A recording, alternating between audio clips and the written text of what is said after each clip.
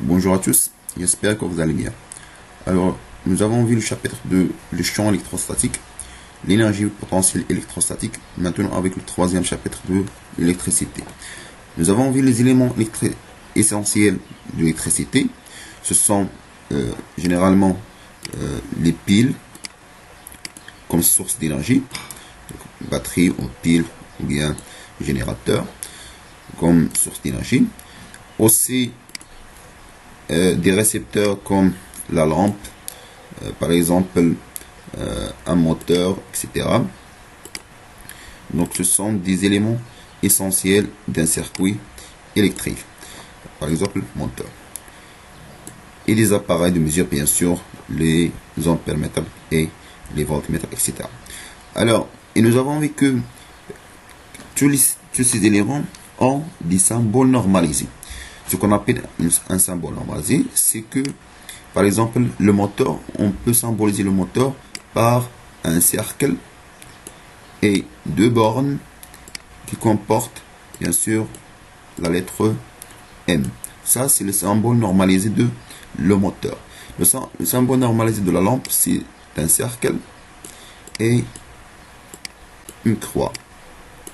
Ou bien on peut tracer un rectangle ici. Le symbole normalisé de la pile, la batterie, c'est deux bornes, un positive, l'autre négative. Donc ça, ce sont des symboles normalisés de quelques éléments. Très bien. Et on peut construire un circuit.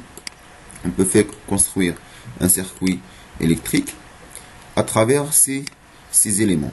Ces éléments, soit on peut construire un circuit électrique simple en série ou bien en parallèle. Par exemple, un circuit électrique en série, on peut lier ces éléments, par exemple la lampe, avec le moteur. Et le moteur, bien sûr, avec la pile, etc. Donc, par exemple, on va commencer notre chapitre d'aujourd'hui, c'est le transfert d'énergie. Donc, l'électricité aujourd'hui, donc voilà, l'électricité. Et on va commencer le troisième chapitre, c'est le transfert d'énergie dans un circuit électrique. Alors, transfert d'énergie dans un circuit électrique, انتقال الطاقة في دارة كهربائية. On va commencer ce chapitre par le transfert d'énergie au niveau d'un récepteur électrique. Un récepteur électrique, c'est comme la lampe, ou bien le moteur, ou bien une LED, ou bien, etc. Donc, plusieurs récepteurs, un électrolyseur, etc. Donc, on va commencer ce chapitre par une activité. Donc, voilà un circuit électrique qui comporte donc un moteur, une lampe, ou bien un générateur. Donc voilà le schéma réel et voilà le schéma symbolisé.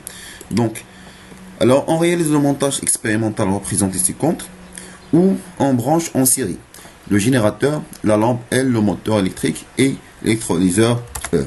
Par exemple, on va lier la lampe avec le moteur et la lampe avec le pôle positif de la pile et la borne négative de la pile avec le deuxième borne de moteur.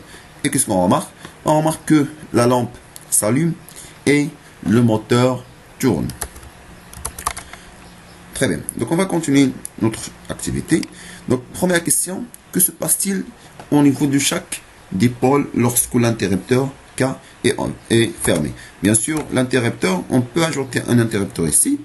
Donc voilà l'interrupteur. Voilà, interrupteur comme ça. Ou bien on va prendre un simple. Voilà. Donc et on va lier l'interrupteur avec la lampe et l'interrupteur avec la pile. Alors qu'est-ce qu'on remarque? Premièrement, ici, l'interrupteur est ouvert. Donc bien sûr, la lampe ne s'allume pas et le moteur ne tourne pas. Donc lorsqu'on ferme l'interrupteur, donc la lampe s'allume et le moteur tourne. Donc, que se passe-t-il au niveau de chaque dipôle lorsqu'on a un interrupteur K est fermé? On remarque que la lampe s'allume, le moteur tourne, bien sûr, des réactions chimiques tournent. Donc, quand on ferme l'interrupteur K, la lampe brille et se chauffe. Bien sûr, toujours, on a de température qui augmente au niveau de la lampe, ou bien sûr au niveau des récepteurs en général. Et aussi le moteur électrique tourne et se chauffe, et bien sûr des réactions chimiques se produisent aux électrodes de l'électrolyseur électrique. L'électrolyte se chauffe. Bien sûr, l'électrolyte, ce sont des espèces chimiques, des ions positifs et négatifs. Donc ici, le moteur tourne, bien sûr la lampe brille, et bien sûr l'électrolyseur, c'est ça. L'électrolyseur, c'est un récipient qu'on peut faire des solutions chimiques. Deuxième question, détermine les formes auxquelles l'énergie électrique se transforme au niveau de chaque dipôle. Alors lorsqu'on ferme l'interrupteur, qu'est-ce qu'on remarque? On remarque que la lampe donne de la lumière. Bien sûr, cette lumière s'appelle une énergie de rayonnement. Et bien sûr, le moteur tourne, c'est-à-dire c'est un mouvement. C'est un mouvement, bien sûr, mécanique. Alors, lorsqu'on donne de l'énergie électrique à la lampe, elle donne une énergie de rayonnement, lumière, plus une énergie thermique, c'est-à-dire plus une chaleur. Lorsqu'on donne l'énergie électrique au moteur, donc le moteur il donne une énergie mécanique, c'est un mouvement, et il donne aussi une énergie thermique. Lorsqu'on donne l'énergie électrique à l'électrolyseur, l'électrolyseur donne une énergie chimique parce qu'on a des réactions chimiques à l'intérieur, et elle donne aussi l'énergie thermique. Qu'est-ce qu'on remarque? Les trois récepteurs, ils donnent une énergie thermique. Et on va revenir aussi ce terme-là par la suite. Très bien. Troisième question, quel est le dipôle qui donne l'énergie électrique aux autres composants des circuits électriques? Alors, on a ici des récepteurs. Alors, l'élément responsable à fournir l'énergie électrique, c'est la pile. Donc, on va répondre à cette question. Donc, le générateur donne l'énergie électrique nécessaire pour faire fonctionner tous les dipôles qui forment le circuit. Bien sûr que le générateur, c'est quoi? C'est l'élément essentiel dans un circuit électrique. Alors, comme quatrième question, les dipôles, bien sûr, la lampe, le moteur électrique, l'électrolyseur électrique, etc., sont appelés des récepteurs. Alors, proposer une définition d'un récepteur électrique en se basant sur les transferts de l'énergie électrique. Alors, si on revient à ce schéma-là, un récepteur, c'est quoi? Un récepteur, par exemple, comme la lampe, le moteur, l'électrolyseur, un récepteur, c'est un élément qui prend l'énergie électrique et il donne une énergie, une forme d'énergie, soit rayonnement, soit mécanique, soit chimique, et plus une énergie thermique. Donc un récepteur, c'est quoi?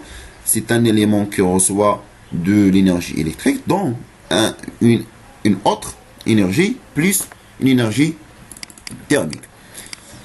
Donc le récepteur électrique est un dipôle qui reçoit de l'énergie électrique et qui la convertit en une autre forme d'énergie.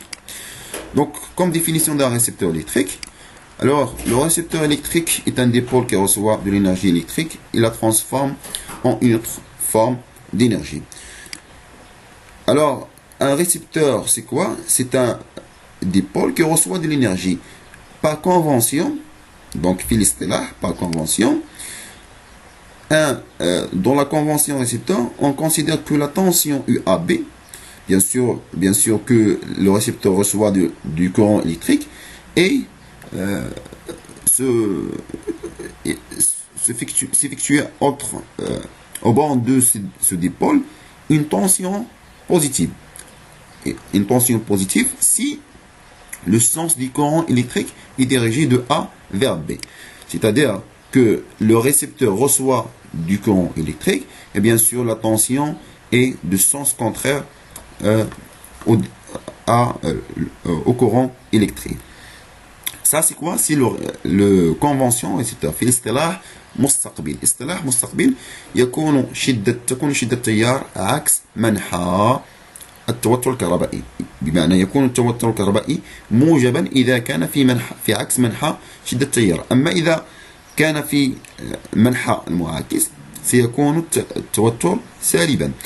وفي هذه الحالة إذا قلبنا مثلا قمنا ب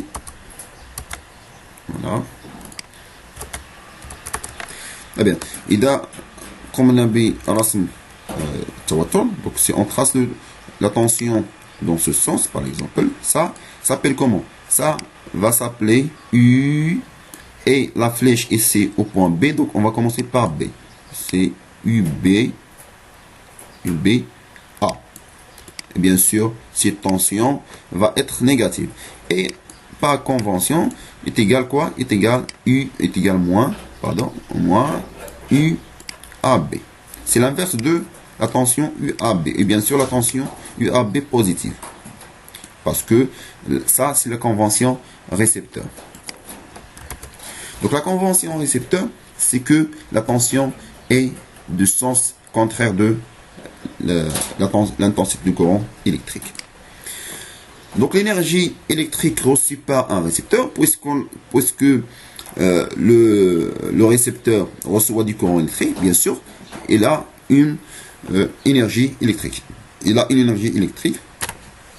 Donc l'énergie électrique, généralement, se mesure par un compteur électrique. Le compteur qu'on a dans les maisons. Et bien sûr, dans le régime permanent, l'énergie électrique reçue s'appelle WE. Donc, on note l'énergie électrique par WE. Au collège, on a l'habitude de noter seulement E. Donc, on note seulement au lieu de...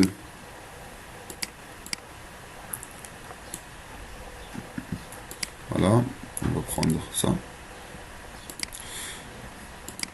Donc, au lieu de noter la tension, l'énergie électrique par WE, donc on note E. Ça, c'est au collège. Maintenant, on va noter, c'est l'énergie WE. Parce que nous avons vu dans le premier semestre que les énergies sont notées WE, soit au travail, soit plusieurs formes d'énergie, c'est WE. W en général. Maintenant, c'est WE, énergie électrique.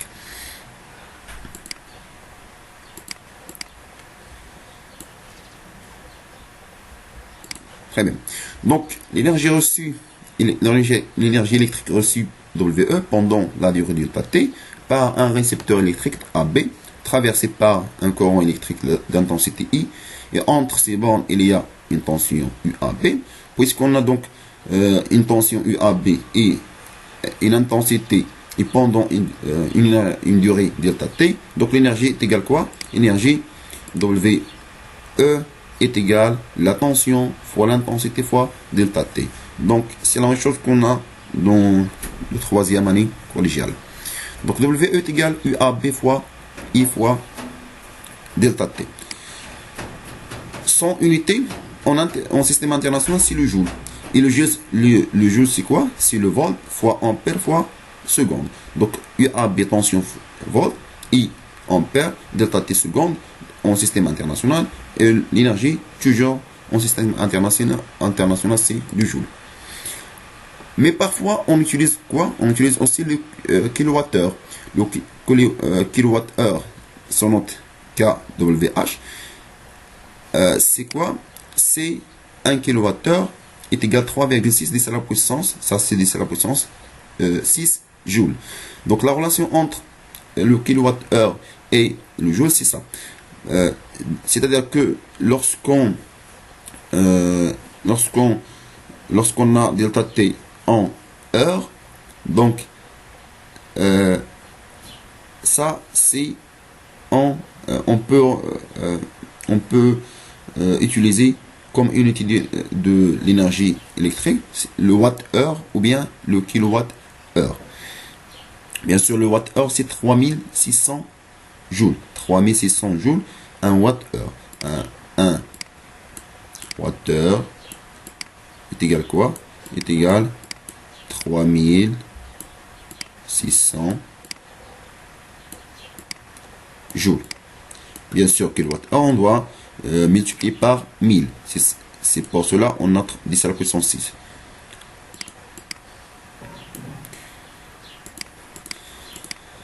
Alors, la puissance électrique, puisqu'on a une énergie électrique, donc on a une puissance électrique. Donc la puissance électrique, c'est quoi? Dans le régime permanent, lorsqu'un récepteur AB traversé par un courant électrique d'intensité I et de tension UAB entre ses bornes reçu une énergie électrique pendant la durée delta T, la puissance électrique reçue est définie par que PE, la puissance électrique est égal quoi? C'est l'énergie électrique divisée par delta T est égal UAB fois I. Et par convention, on peut noter que la puissance, donc puissance al-Qudra, puissance, donc puissance c'est quoi? C'est ça, donc c'est puis, c'est-à-dire que P est égal U, c'est la trois premières lettres de le mot puissance, c'est-à-dire P est égal U fois divisé par, ou bien multiplié par I. Ça c'est comment on peut calculer la puissance électrique. Donc en général, c'est la puissance, c'est l'énergie divisée par delta T est égal UAB fois I. L'unité internationale, c'est le watt. Donc bien sûr que ça c'est le watt-heure et ça c'est l'heure. Et bien sûr, la puissance c'est watt. Ou bien on a un watt est égal à quoi? 1 joule par seconde, c'est-à-dire 1 volt fois ampère. Puisqu'on a ça c'est en volt et ça c'est en ampère. Et ça c'est en joule et ça c'est en seconde, ou bien ça c'est en watt-heure et ça c'est en heure. Donc si on a ça en joule, ça en seconde, 1 watt c'est quoi? C'est 1 joule fois seconde moins 1. Si on a ça c'est en volt toujours et ça c'est en ampère, c'est 1 watt est égal à quoi? 1 volt fois ampère. La puissance électrique est la vitesse de transfert d'énergie. C'est la vitesse de transfert. Quelque chose divisé par delta T, c'est une vitesse. Alors, la vitesse en mécanique, c'est la distance par delta T. La vitesse ici, c'est la vitesse de transfert d'énergie. C'est-à-dire WE, c'est divisé par delta T. Alors, maintenant, on va voir l'énergie électrique au niveau du générateur. Nous avons vu jusqu'à maintenant le transfert d'énergie au niveau des récepteurs, maintenant au niveau d'un générateur électrique. Donc, définition, le générateur électrique, c'est un dipôle actif, c'est-à-dire toujours on a une tension aux bornes du générateur. C'est un dipôle actif qui est capable de convertir une forme d'énergie en énergie électrique. C'est-à-dire que le générateur prend une forme d'énergie et la transforme en énergie électrique. C'est l'inverse du récepteur. Et par convention, toujours l'intensité du courant électrique a le même sens que la puissance. Donc convention générateur, la tension a le même sens que l'intensité du courant électrique. Et l'intensité toujours sort du pôle positif du générateur vers le pôle négatif, à l'extérieur du générateur.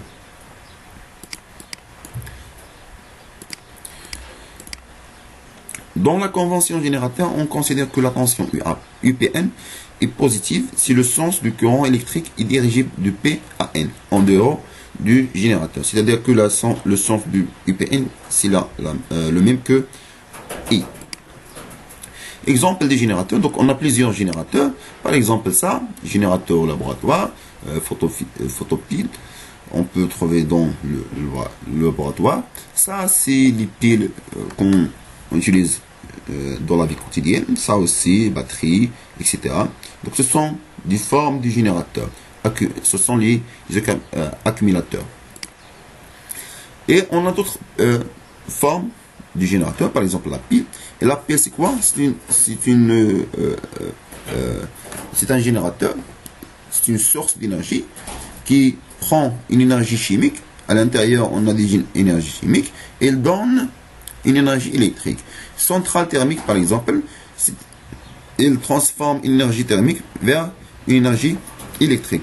Le centrale nucléaire, à travers d'une énergie nucléaire, elle donne une énergie électrique. Centrale hydraulique, par exemple, une énergie mécanique, elle donne une énergie électrique. Et les photopiles prend une énergie lumineuse et donne une énergie électrique. Donc l'énergie électrique fournie par un générateur, c'est la même chose que tout à l'heure que pour le récepteur. Donc maintenant c'est quoi? L'énergie électrique fournie par un générateur au reste du circuit pendant la durée delta T, et WE est égal UPN fois I fois delta T. C'est-à-dire que l'énergie électrique, c'est la tension fois l'énergie, fois le courant, fois le temps delta T. La puissance électrique, donc la puissance toujours c'est U fois I. Donc la puissance électrique fournie par un générateur au reste du circuit pendant la durée delta T et WE divisé par delta T. C'est-à-dire que PE est égal à WE divisé par delta T est égal à UPN fois I. Et toujours la puissance en watts, toujours l'énergie en joules. Alors, nous avons vu que les récepteurs prennent de l'énergie électrique et se chauffent. Ce phénomène s'appelle quoi? S'appelle l'effet Joule. Alors, l'effet Joule, c'est quoi? C'est l'effet thermique qui accompagne le passage du courant électrique dans les conducteurs électriques. Lorsque on a un passage du courant, donc ces récepteurs se chauffent. Ce phénomène s'appelle l'effet thermique ou bien l'effet Joule. Donc la loi du Joule, c'est quoi? Lorsqu'un conducteur ohmique est parcouru par un courant électrique pendant une durée du temps, l'énergie électrique WE reçue par ce conducteur ohmique est totalement transmise à une énergie thermique WTH. Donc l'énergie thermique, son nom WTH, ou bien l'énergie du Joule. Bien sûr, nous avons vu que le conducteur ohmique est un dipôle qui vérifie la loi d'Ohm. La loi d'Ohm, UAB est égal R fois I. Alors, dernièrement, l'énoncé de la loi du Joule, l'énergie électrique reçue par un conducteur ohmique est dissipée dans et A, se forme d'une énergie thermique. المستقبل يستقبل طاقة كهربائية ويبددها dissipée يبددها على شكل طاقة حرارية أو تضيع على شكل طاقة حرارية. Se forme d'une énergie thermique par l'effet Joule, بمفعول Joule, est proportionnel au carré de l'intensité du courant qui le traverse. C'est-à-dire que WE est égal à WG est égal à VTH. De VTH, ça c'est juste une erreur. Donc WE est égal à WG. On se note que l'énergie Joule ou bien l'énergie thermique. WE ou bien WTH. WE dans le cas d'un conducteur ohmique. C'est-à-dire lorsqu'on a seulement une résistance. Lorsqu'on a une résistance, on peut noter que WE est égal à WG. W est égal à WTH est égal à UAB fois I fois delta T. Dans ce cas, UAB c'est quoi? C'est la loi, à travers la loi d'Ohm, c'est R fois I. Fois I fois delta T, c'est-à-dire que I fois I au carré fois delta T. Ici, ça c'est quoi? C'est l'énergie dissipée dans un conducteur ohmique. C'est l'énergie du Joule.